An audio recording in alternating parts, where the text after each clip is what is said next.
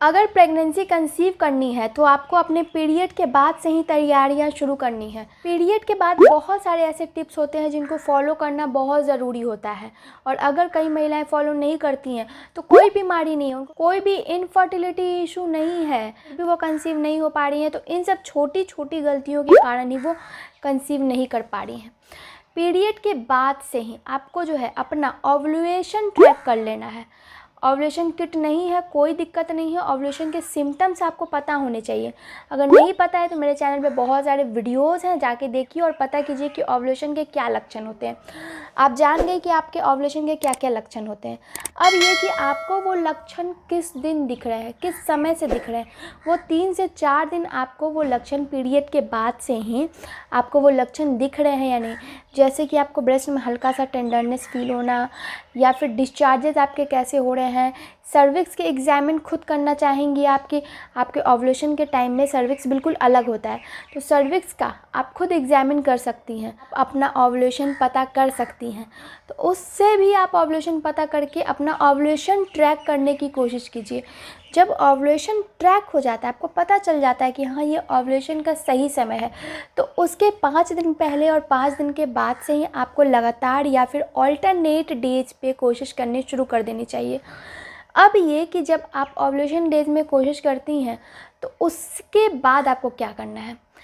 हमेशा रिलेशन के बाद आपको leg up the wall position ज़रूर से ज़रूर करना है।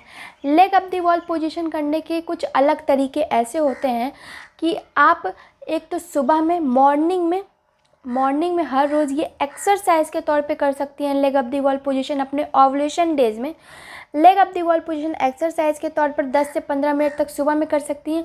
दूसरा, रिलेशन के बाद भी आपको leg up the wall position करना है। कमर के नीचे एक सॉफ्ट सा पिलो रखना है और पैर को किसी सपोर्ट के सहारे आपको स्टैंड करना है। तो ये leg up the wall position बहुत ज़रूरी होता है। अब दूसरा जो ओव्यूलेशन डेज में आपको करना है, आपको फर्टिलिटी मसाज देना है।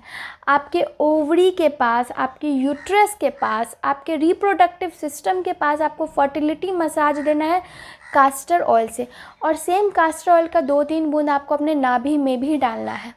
ये फर्टिलिटी मसाज से आपके जो रिप्रोडक्टिव सिस्टम है वो एक्टिव हो जाएंगे, जो यूट्रस है उसकी लाइनिंग थिक होगी, जो ओवरी से अंडा अच्छे से रिलीज़ होगा, फेलोपियन ट्यूब अपना काम अच्छे से करेगी, एग को जो है ट्रैवल करवा के यूट्रस तक पहुंचाएगी।